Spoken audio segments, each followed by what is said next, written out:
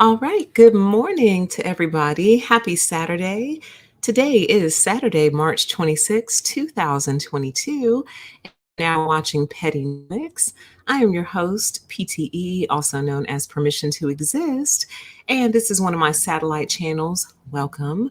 Over here, we talk about all things related to the economy and truly the pettiness of it all. Those who've been with me for a while know that I'm very, very passionate about the economy, money, work, things of that nature. It spills out pretty much whatever channel you find me on. Eventually, we will talk about this. So I decided, it needs its own dedicated space. And here we are. So, welcome everybody. Good morning to you all. It's so good to see you guys. I hope you're having nice weather. We're having nice weather currently. I hope it stays that way.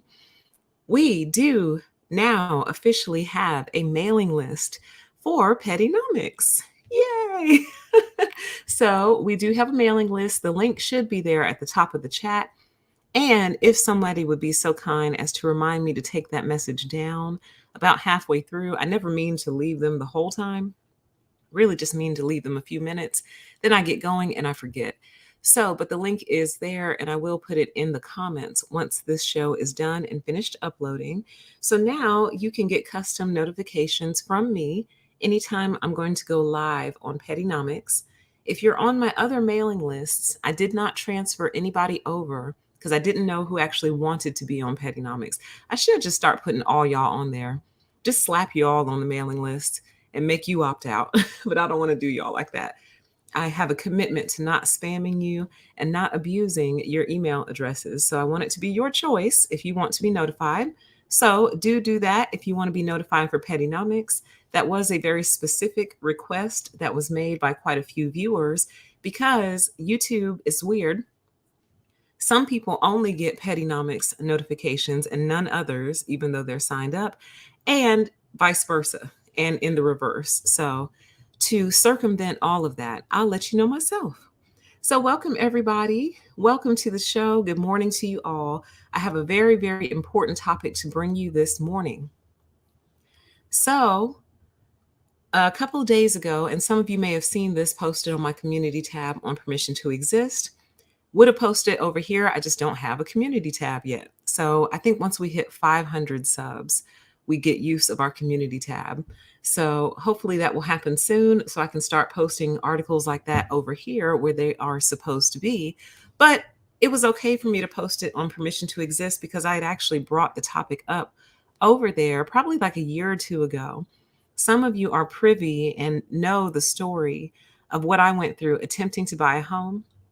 I will reshare that story after we take a look at what we're going to take a look at here, just for the sake of me knowing some of you already know the story. But actually, I don't think I went into great detail. I think I was still too traumatized at the time to give a lot of details. So I'm going to provide more details on that story once we review what happened to this woman. Also in the Atlanta area, strangely enough, another Black woman in the Atlanta area had her house snatched out from underneath her from the builder. And I felt two different ways when I saw this story. I felt sad that it had happened to somebody else, but happy that it is finally making the news. Like it's starting to get the attention of people in higher places. And my intention with this show, future shows, and I'm going to look and see what else I can actually do on the back end to bring this issue before lawmakers, because it's horrible, you guys. Like, I cannot believe they're allowed to do this to people. I can't believe it's legal. I can't believe there's currently no recourse for when this happens other than blasting these builders out, shaming them publicly, and letting people know what's happening so they can plan accordingly and so they can pivot. Okay.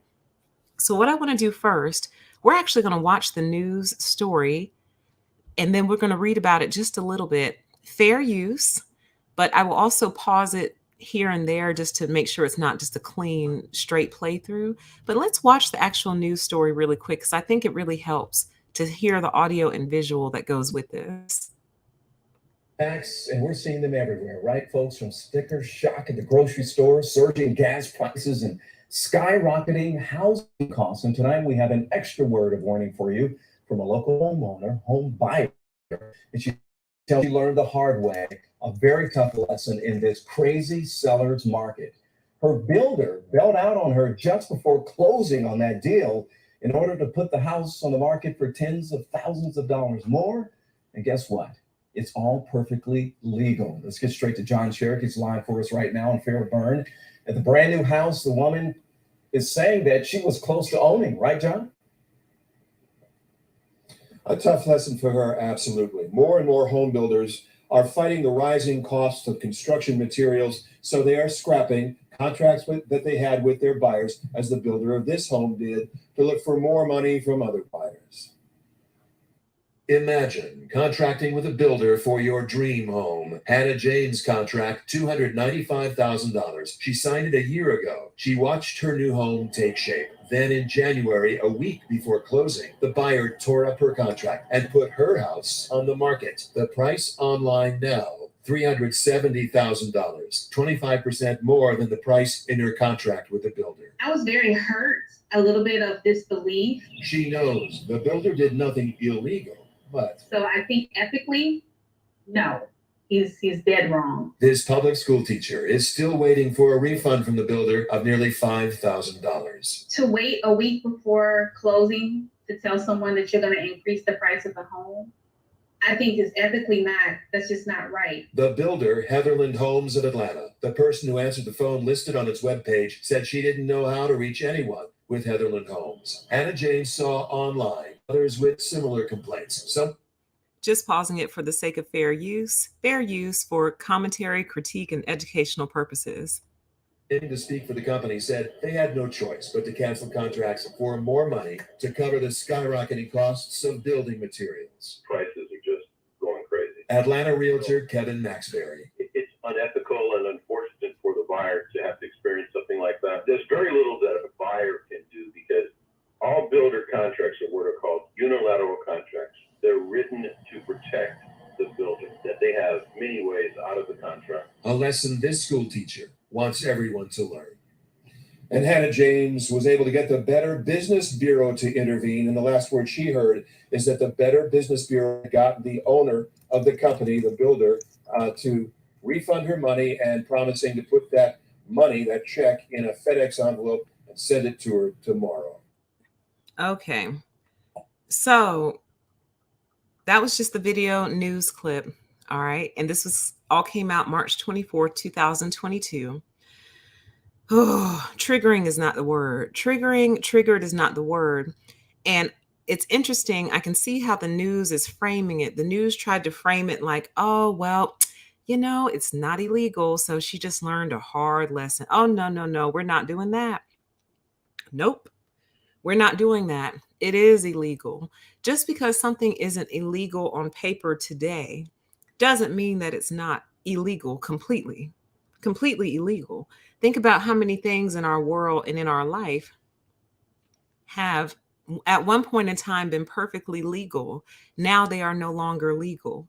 So just because something is legal today does not mean that it will be legal forever. And so it's my intent to help this become an illegal practice. So did y'all see how pretty that house was? Let me refresh this so I can just pull up the still. Look at that. I mean, that house is absolutely beautiful and gorgeous. I know that she was completely in love with it. Completely in love with it. And to watch it come up from scratch, y'all, there's nothing like it. Watching your house come up from scratch, visiting it, watching the walls go in, the appliances, the paint, watching them lay the driveway, pour the driveway. Because, for a long time, there's no driveway there. Watching them pour the driveway, like it's crazy. Some people go in and they write on the beams. So when the wood is still exposed, a lot of people will go in and write Bible verses, different meaningful things on the beams, on the wood of the house, knowing they won't be able to see it, but they just know it's there. You know what I mean? Positive messages, affirmations, Bible verses, whatever. They write them on the wood. Like it's crazy the attachment you get to these things. And then they snatch it. For some reason, they love to pull the rug the week of closing. You would think if they were going to pull the rug out on somebody, they would pull the rug out like within a couple of weeks, 6 months in, whatever. But they literally wait until the week that you're about to close, meaning sign all the documents, change hands with all the money. It's your house. Get the keys. It's yours, to cancel these contracts on people. And I'm like, you say it's legal, but what's illegal is the mental and emotional damage that you're doing to people. You're literally harming people in more ways than one. So I'll give you more details on my story in a minute, but let's read through hers. Home builders cancel buyer's contract right before closing, then sells on the open market for more. Hannah James contracted a year ago for a new house, but in January, a week before closing, the builder tore up her contract and has since increased the price 25%. I hope it never sells. I hope nobody buys it. A public school teacher in Metro Atlanta said Wednesday that she learned a tough lesson. And what lesson is that? See, to me, there's no lesson. The lesson is that these people are criminals. That's the lesson. I hate how they keep trying to put it on her. Like it was her fault. She didn't do anything wrong. Learned a tough lesson. No, ain't no tough lessons. She learned that the real estate industry is corrupt, deceptive, and criminal. That's what she learned. That's the lesson she learned. Okay, sure. She learned a tough lesson. She learned that they are deceitful, corrupt, and criminal and cursed, and has a word of warning to people like her who are trying to buy a house in this seller's market. It's always a seller's market, always. Don't ever let them convince you otherwise. Her house builder bailed on her a week before closing and tore up her contract in order to put the house on the open market for tens of thousands of dollars more. So I'm just curious on what planet you can just tear up a contract I didn't think that that's how it worked. It is outrageous. I agree with you 100%. Like, that's not how contracts work. I didn't know we could just tear up contracts out here, because if so, I got quite a few contracts I need to just tear up. Like, how do they have all this legal protection to where you can tear up a binding contract? Because let's look at it in reverse. Let's say that they built the house, set up her closing date, and then she didn't show up.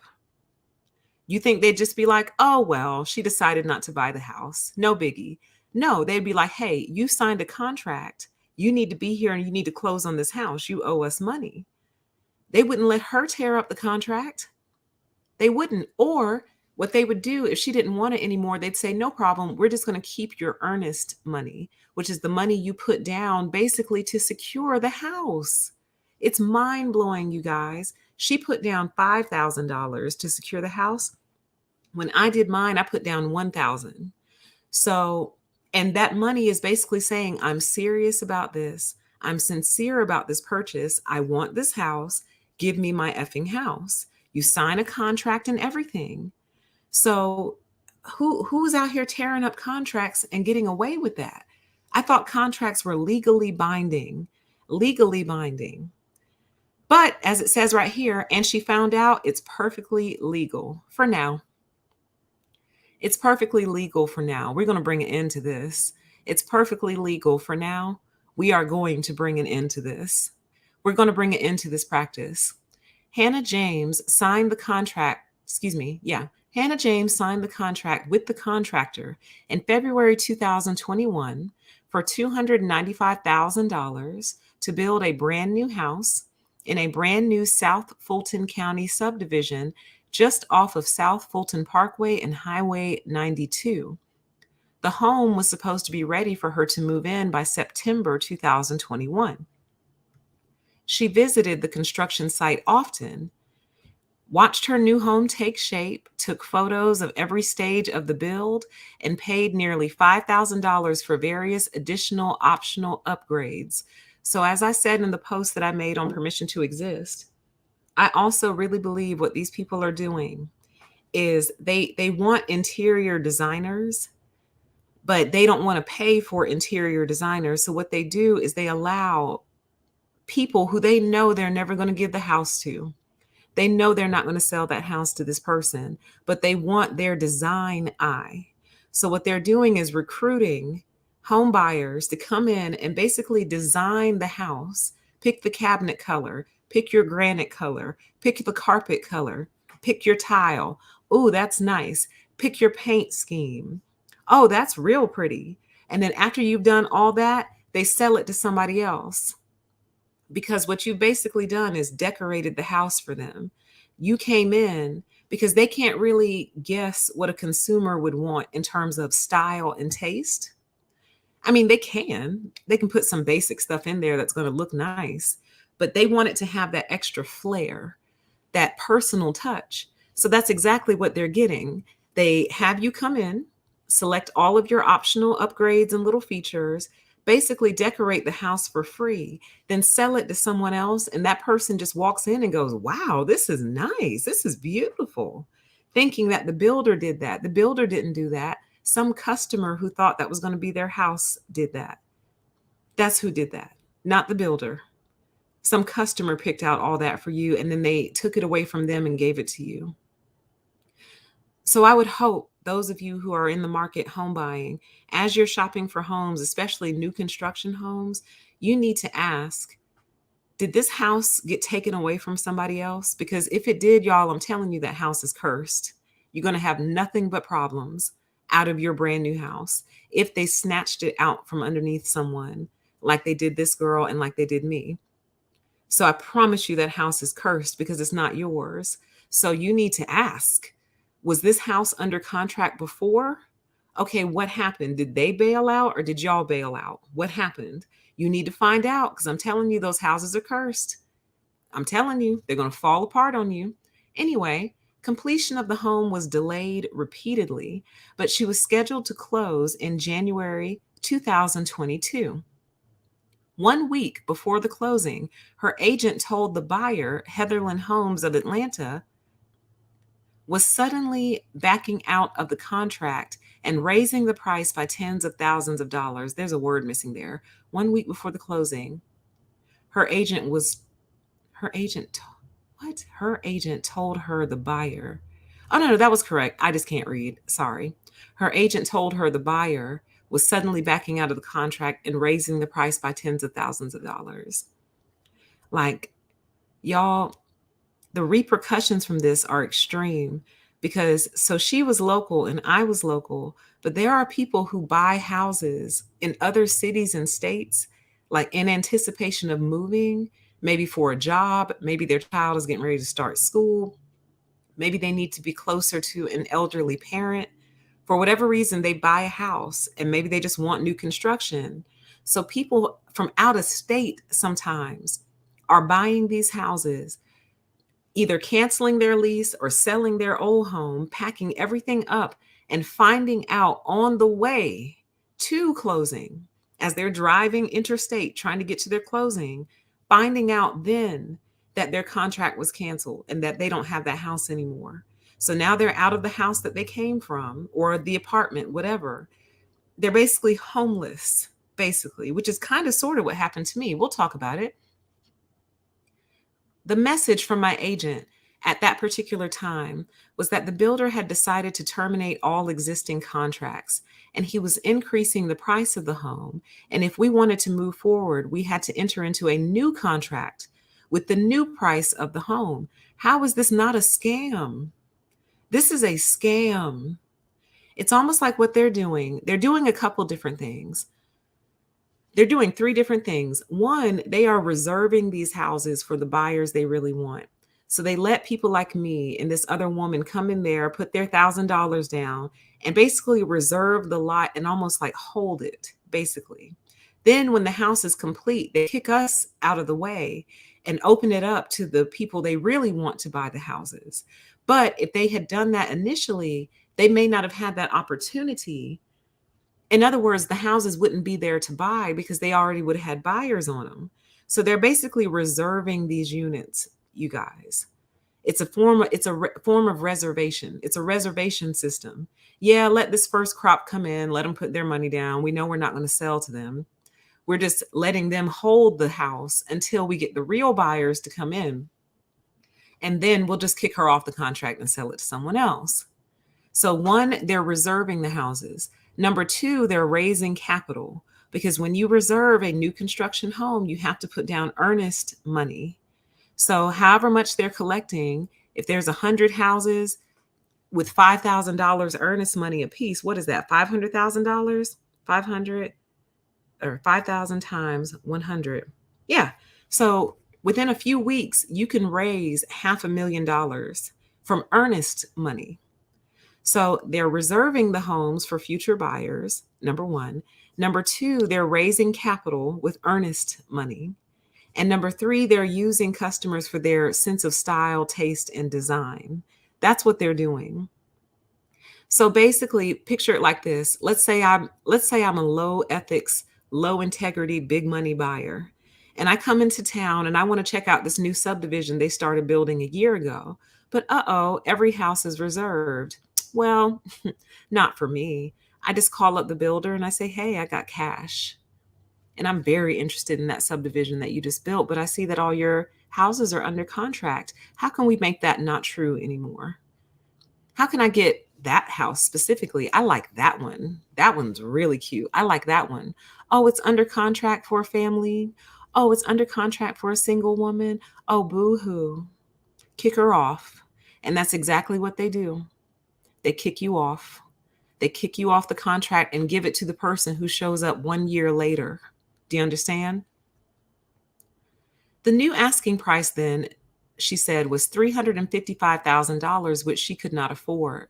And now online, the price is posted at $370,000, 25% higher than James's original contract price of $295,000 from a year ago.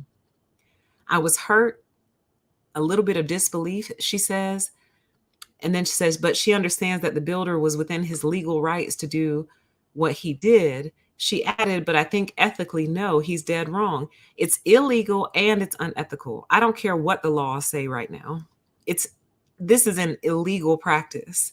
You cannot break contracts with people, and you cannot basically essentially make people homeless. So what they should be doing then, since it's so legal, then you need to make sure everyone is rectified. So if you make somebody homeless because they thought they were getting ready to move into this house, then you need to provide them either another home or the cost of movers, temporary housing, a deposit that they will have to put down probably on an apartment or a house that they want to rent. You need to pay for all of that because you basically led them into a false sense of security. Nowhere in that contract does it say the builder can cancel at any time.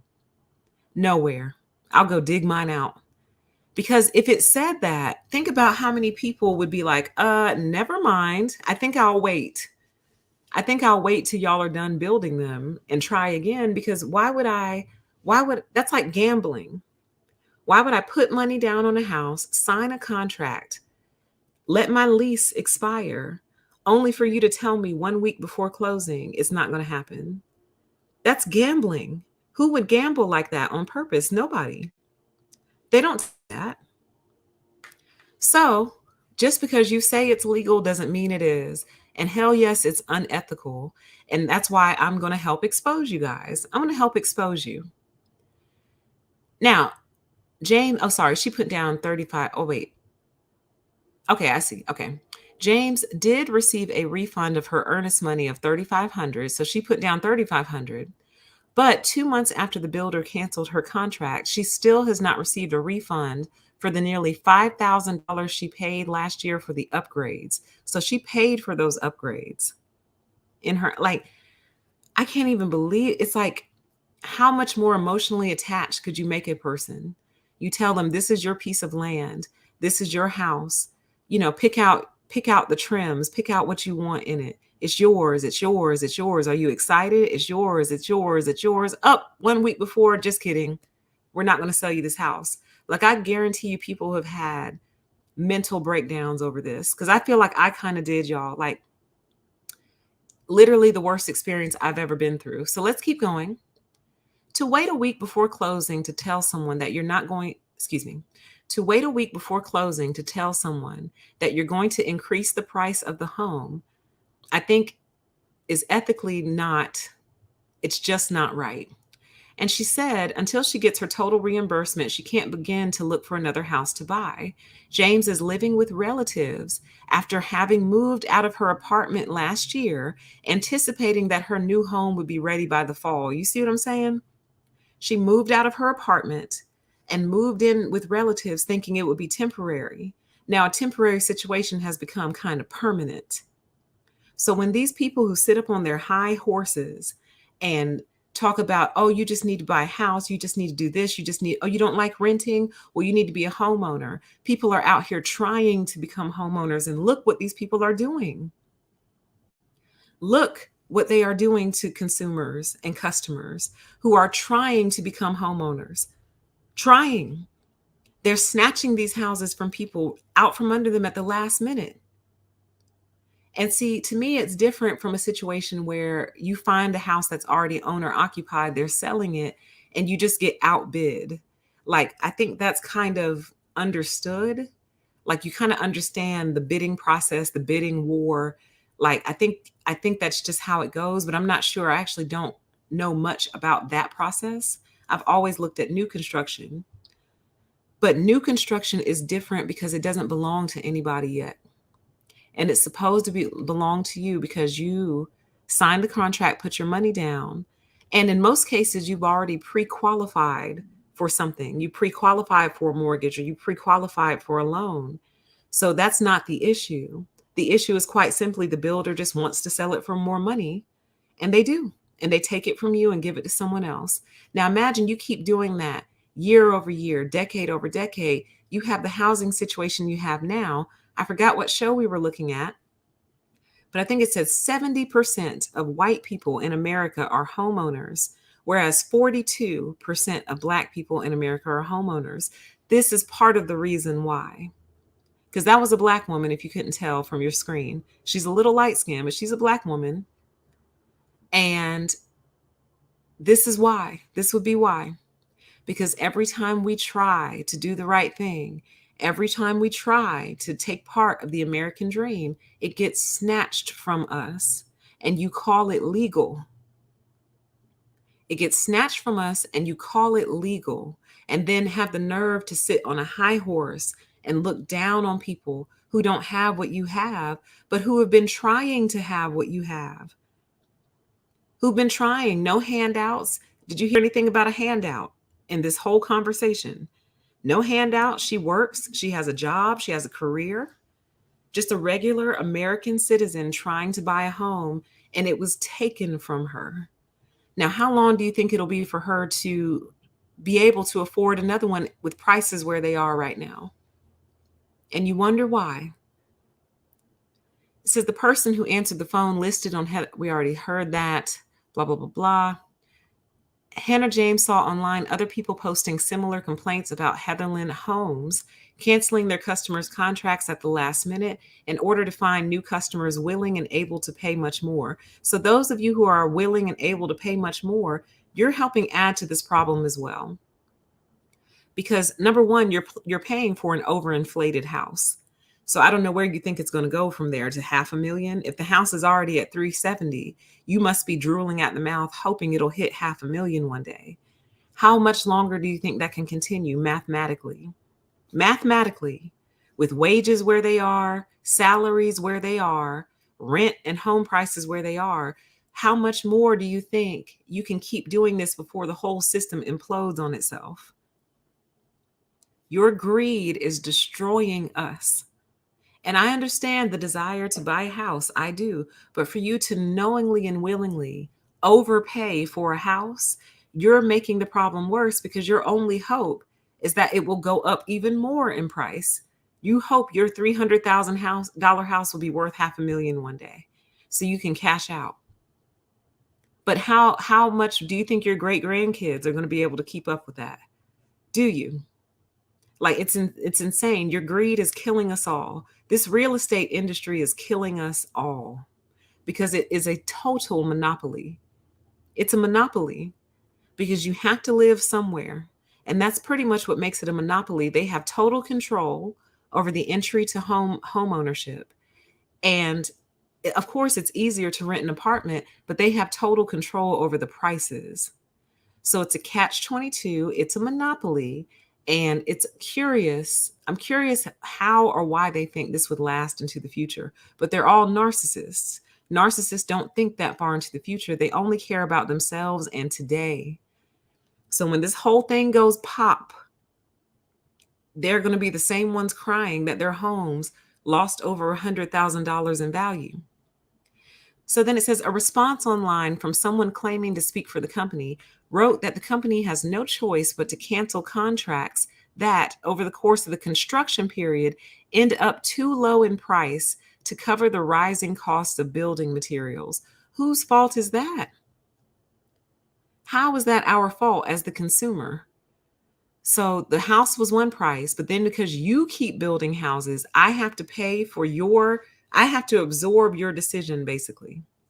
So you can't afford to keep building more houses, so you charge me more so you can keep building more houses. Y'all need to be subsidized by the government. And I know a lot of people would be against that idea, but we are suffering in the end. They're trying to scrape blood money from us. And they're absolutely collapsing the housing market and destroying people's lives.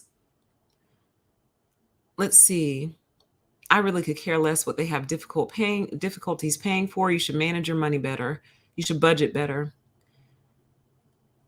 And then he goes on to say, there's very little a buyer can do because all builder contracts are unilateral, meaning they're written to protect the builder. This is what we have to change right here. We need to get some laws in place that are written to protect the consumer, the buyer. We shouldn't be screwed in this process. We didn't ask to be born, primarily because we didn't ask to be born. No one asked to show up here. So we're here. Hey, I need a place to live. And unless you're going to start letting consumers build their own houses, which I don't think you will. I mean, you can, but you have to get a lot of land. You have to get a permit.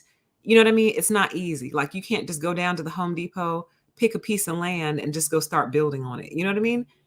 Unless you're going to start letting us build our own houses, this is a monopoly and a racket that needs to be brought to an absolute end. An absolute end. Okay. And then the same real estate agent's going to say it's unethical and unfortunate for the buyer to have to experience something like that. So why are you participating in an unethical industry? You don't care. The real estate agent doesn't care. As long as he gets his commission check, he doesn't care. I pray one day all of this money is worthless to you. I hope every dollar equates to 2 pennies for you. That's what I hope. I pray for that because your greed has absolutely destroyed lives. It has destroyed lives. It's destroyed families. It's destroyed legacies because you want a raggedy commission check. So he doesn't care that the prices are going up. He loves it because that means he gets a bigger commission for doing next to nothing, to be quite honest with you. So it's unethical and unfortunate for the buyer to have to experience something like that. Okay, well, what are you going to do about it? Are you going to try to change the laws? Are you going to try to lobby your local leaders and leadership? Are you going to try to make that a different situation? No, he's going to keep participating in it. Remember on Permission to Exist when we were talking about group evil as part of the People of the Lie series?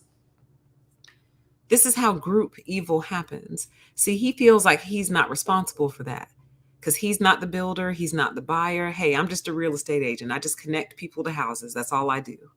So he feels like he's not responsible for any of this, but he absolutely contributes to it. He's aware of it. He knows it's happening. He knows it's unethical. And yet he continues on to contribute to the same industry that's hurting people like this and doesn't care. That's how group evil happens. And that's how group evil forms. It's just, we're all individual parts of this big system. And yeah, the system as a whole is bad, but it's not my individual fault. Yes, it is. You're part of it. Okay.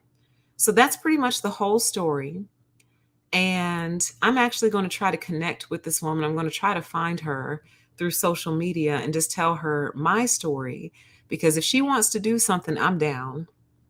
If we want to go class action, I don't know, whatever we can do. I don't hear your whole, oh, this is perfectly legal. I don't hear that. That washes in one ear and right out the other one. It's not legal. It's illegal. You harmed someone. You're harming people. And specifically, it appears that this is happening a lot to Black women. It happened to me. It happened to this woman. And right around the time when it was happening, I was bumping into all kinds of Black girls around town telling me the same thing. I had a house under contract, put down my earnest money. Everything was going fine. I was visiting it every day. And then at the very last minute, they snatched it out from under me. And I had to run and go rent a room with somebody or something just so I wouldn't be homeless. So I'm raising the alarm and I'm elevating this story up because I want to see if there's more people out there this has happened to. If it's happened to you and you happen to hear the show, email me at permission2exist@gmail.com so we can start documenting this, because they're relying on us not talking about it and not swapping stories and not sharing stories. Maybe we should start a Facebook group too. So I'm going to close out this show just with what happened to me, my story. So in 2019, I took out a contract on a brand new construction townhome, put down $1,000 in earnest money, gave over all my information. They ran all my employment stuff, everything, employment verification, all that, whatever. Now, at the time, I was what was known as a W-2 contractor, which is essentially someone who is a contractor, but you're on a W-2. So it's kind of weird. It's like you're a full-time employee, but not, kind of. And that was disclosed at the very beginning. Literally the day I went in there, I said, I'm a W-2 contractor. Is that going to be a problem? And they're like, oh no, we have all kinds of W-2 contractors who buy. Okay. All right. So we pushed through. Then that's when this was November 2019. So then, No, that was November 2018. I'm sorry, you guys. It all fell apart in 2019. So, um, so then after that, that's when they took me through the credit card dance. So I don't know how many cards I had at the time, but they went through one by one and they're like, okay, you need to pay this balance off to 50%. Good. Okay, now you need to pay that one's balance off to 30%. Perfect. That one, pay it off completely. Did it. Boom. Thousands of dollars just going. Boom, boom, boom. Knocking it out. Getting it done. Boom. Credit score is wiggling. All right, we got wiggle. Okay. I'm excited. They're excited. Cool. Right? Everything's going well. Then here's where you really get wrapped into the emotion. I mean, I was already wrapped up in this little townhouse. I still think about it all the time. Um, when they scheduled the appraisal, not the, oh, yeah. Sorry, the appraisal. So then I had to pay $500 for an appraisal. And to me, that's what makes it really real. If you are spending money for an appraisal, non-refundable, it's your house. So anyway, paid for the appraisal. They did the appraisal, paid my 500, boom, got the appraisal. So then it started to get really real, you guys. And they started to send me over all the closing paperwork, the closing office address, the phone number, the fax number, started telling me what to fax over. They sent me all this and a date. I had a date and everything. I took off work early that day so I could go close on my house. And, as it's approaching, though, the only thing they hadn't told me was how much money I need to bring to the table. So basically your down payment, essentially. So I kept contacting my lender and I'm like, hey, I got the money ready to go. How much, though, do I need to make the cashier's check out for? Because I didn't know, you know? And she's like, oh, we're still running calculations. I'll let you know. Okay. So we're getting closer. The due date's creeping. So Friday finally comes and I finally get a call and they're like, oh, we moved you to Monday. So you'll close on Monday. Okay. All right. So fine. Cool. At least it's happening. It's still happening. But how much money do I need to bring to the table, though? Oh, I'll let you know this weekend. No, as a matter of fact, she went out of town the week of my closing. Now I'm starting to remember. She went out of town. I don't think she went anywhere. I think she was avoiding me because she knew what was about to happen. She knew what she was about to do. So I couldn't reach her. So I'm trying to reach someone on her team. And it was just a mess, you guys. So Monday comes and I finally get the phone call and they say to me, oh, we ran your employment right before closing and they're not really comfortable with the W-2 contractor thing. And I said, excuse me? I said, we talked about this. This is the very first thing that I told you because I know that they like to see certain types of jobs. I'm very aware. So I didn't want to get invested in the process if my type of job was not acceptable. So I said, y'all knew this though. You already did the pre-qualification. You already knew this. And they were like, yeah, but we just, it's a contractor position. So do you know if you'll still be working there next year? I was like, probably. I was like, but I don't know. But yeah, I mean, it's a long-term contract position. They're like, we, if you don't know you're going to be working there, then, how do we know that you're going to have a job next year? I said, how do you know you're going to have a job next year? How does anyone know they're going to have a job next year? I was like, hold up. I was like, y'all are making me nervous. And y'all literally, they basically said that, they weren't comfortable with the type of job that I had. And that if I could either get a regular W-2 job, like go just find another job that's W-2 full time, then they'd let me keep it. Or if I could get the company to commit in writing to like a long-term thing, which they can't do because they don't know. I think the contract was like 18 months. And I think I was only like 6 months into it or something like that. But they didn't know what was going to happen beyond month 18, which is the whole reason that they hire contractors so they can pivot. You know what I mean? But anyway, so that's what I did. I tried to get that letter, couldn't get the letter. So then I just started looking for other jobs, just scrambling. Actually managed to find one, you guys. Managed to find a regular full-time job.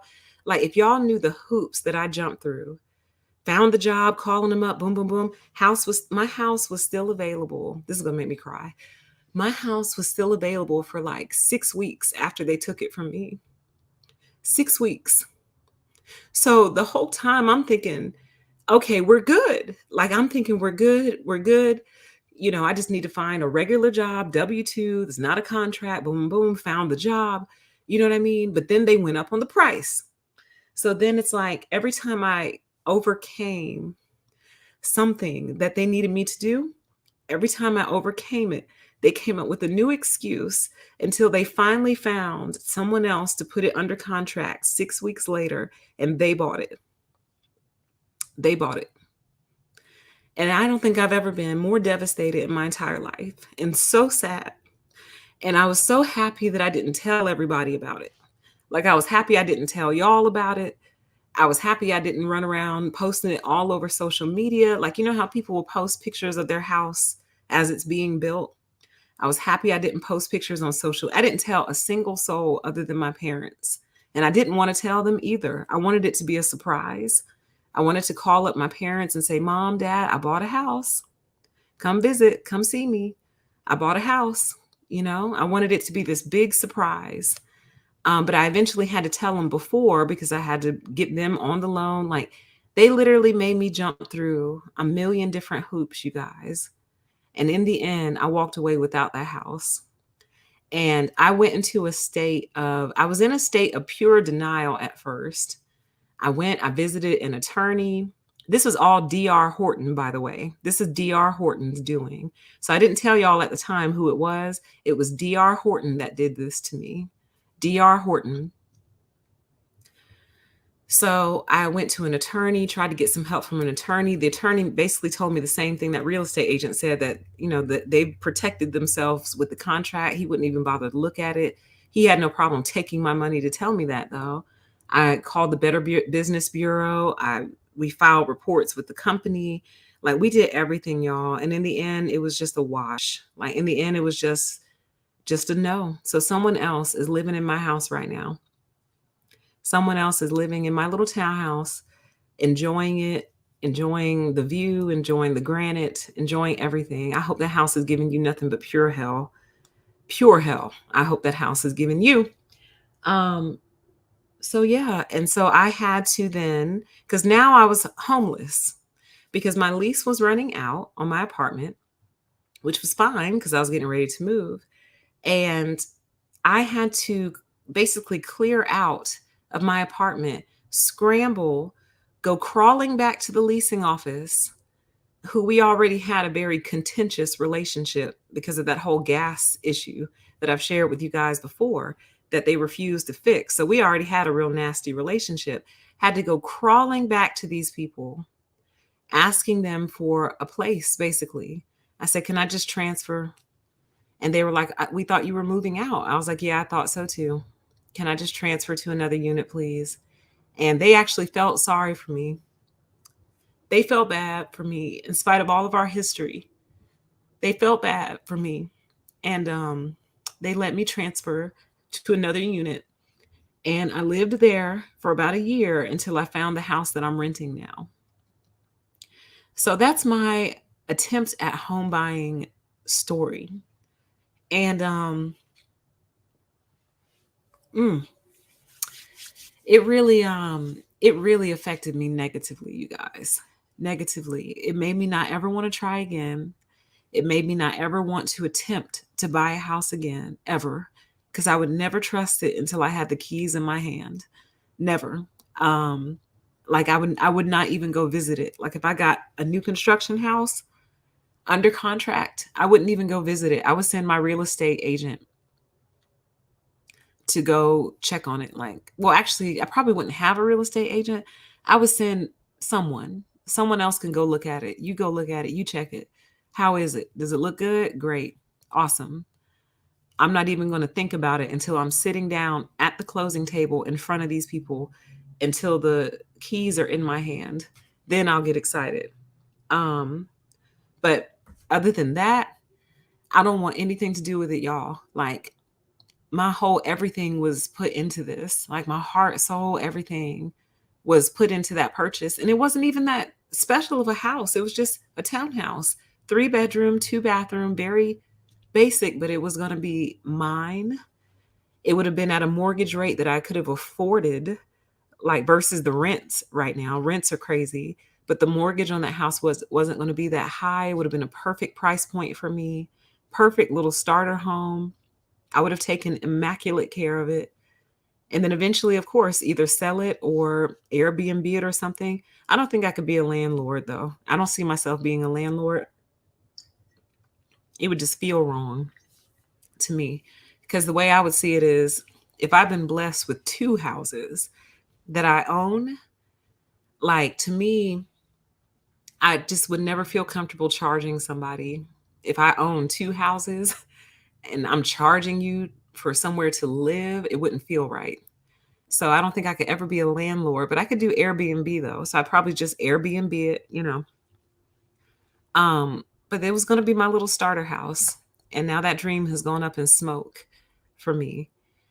So I tell you all that to tell you, don't trust D.R. Horton. Don't trust Heatherland Homes. They're con artists and criminals and scammers who have no problem breaking the hearts of potential home buyers, and no problem crushing the dreams of potential home buyers. No problem making them temporarily homeless. Like, what if my complex had said, "Oh, screw you, get lost. No, we don't have any other apartments for you to transfer to. No, we don't have any others. Sorry, good luck. Go find somewhere to live. Now you're homeless." But they chose to have mercy on me. But what if they had chosen not to? I would have actually been homeless behind this whole situation with nowhere to go either. I mean, I would have rented another apartment, but money was tight. Understand that money was super tight at the time because all my money was getting ready to go into this down payment for a house.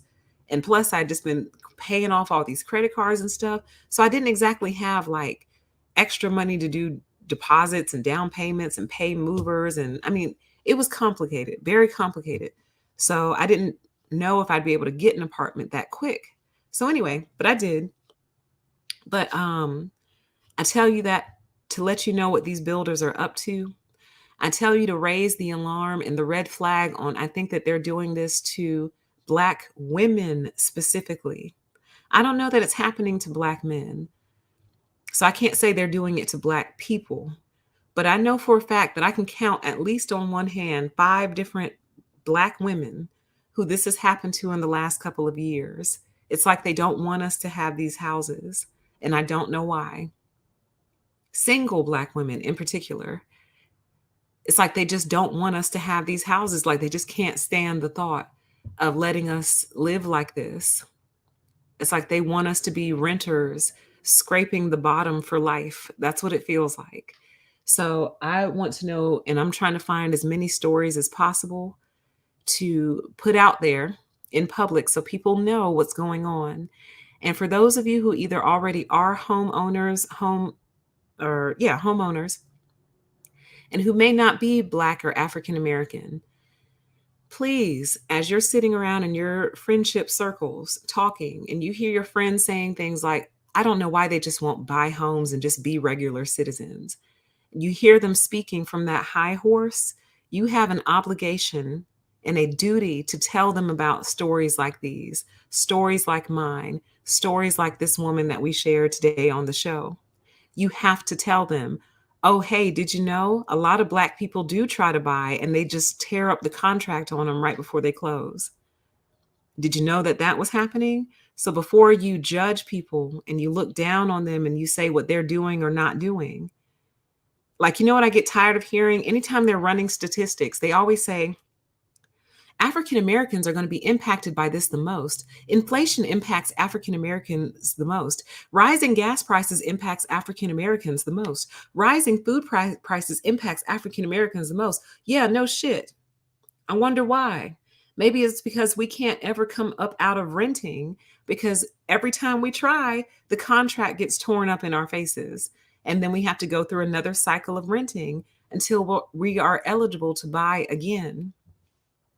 So President Biden, while you're out here mandating all these different things, why don't you mandate that access for home ownership for not only Black people, but Black women specifically is easier? You need to lower the barriers for us because we have run into so many barriers trying to access home ownership and just be regular citizens. We don't want to bother anybody. Do you think this girl would ever have left that house? She would probably leave the house to go to the grocery store and come back because she would love being there so much. We don't want any trouble. We just want to own one little house on one little piece of property and just live there, get old, and die. That's it. We don't want to bother anybody. So, making access and entry to the home ownership market realistic, honest, equitable, and accessible for all people truly, but those who have been hit the hardest and hit the most, which would be Black women. And then when you hear stories like this, I bet you if they ever pulled the stats and if they ever actually ran the numbers on how many people this has happened to and how many Black women this has happened to, they would start to pass laws. They would start to make it to where either we don't have to do a down payment, or maybe our credit score doesn't have to be a certain place, but we need the barriers lowered. Or we need it to be to where once we're under contract, the builder can't rip it up. So once the house is declared ours, it's ours, period. But we need help, you guys. We need something, okay? Whew, sorry, I didn't mean to get emotional on y'all. It's so heartbreaking. I wish I could explain it to you. And I very much love the little house that I'm renting right now, but I'm doing just that, renting it. I'm renting it. And pretty soon here, they're going to go up on the rent. I don't know how much. I won't find out for a few months how much they're going to go up on me, but I estimate it's going to be about $300. They're going to go up probably about $200 or $300 on me. And I don't think I can afford that, you guys. So probably within a year or so here, I'm going to be looking for another place to live. Always moving. Always moving. And this is not the vision that I had for my life. I've been trying to buy a house since I was like 25 years old. No joke. Like I've been trying to get in a house since I was 25. And I think I've made 3 major attempts. The last one was the biggest attempt and the closest that I've ever come. But I've been trying to buy a house since I was 25 years old and I haven't been able to pull it off. So, this is not the vision I have for my life. I did not envision having to move every couple of years just because the rent keeps going up. Just because the rent is too damn high. I got to keep shuffling. Can never put down roots. Can't ever get comfortable. Can't ever get settled. Can't ever throw my boxes away. I keep the boxes for almost everything I have, my computers, my monitors, different appliances, anything that came in a box. I pretty much keep the box because I know I'm going to have to move again because I don't own this place. And the day I can throw away my boxes is the day that I become a homeowner. That's the day I can throw away my boxes. And I, at this point, don't think that'll happen until I'm like 60 years old. And I'm not even 40 yet. So that's what you've done to the hope of home ownership to some people in this country. I share my story with you in hopes that it develops some empathy in you. I hope it outrages you, and I hope it motivates you to do something. Whatever that something may be, I hope it motivates you to do that something. And I hope that we can see this change. I'm going to keep advocating for this now that the news is talking about it and has published it at a high level.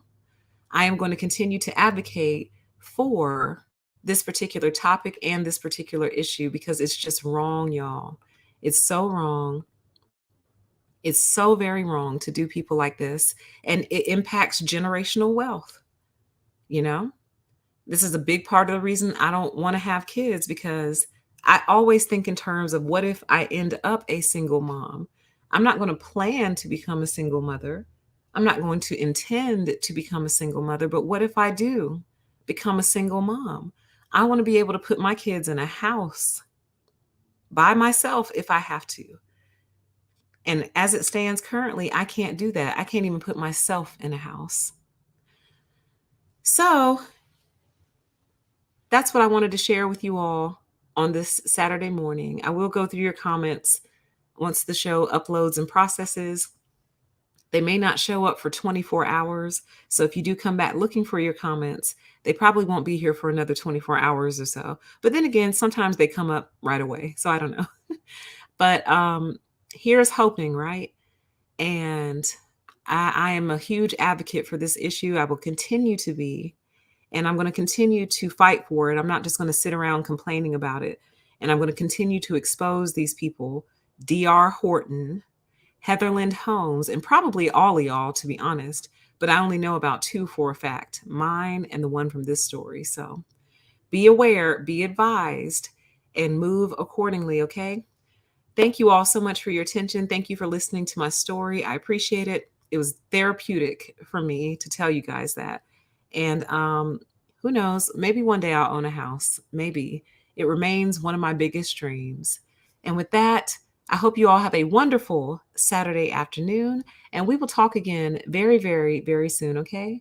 Bye.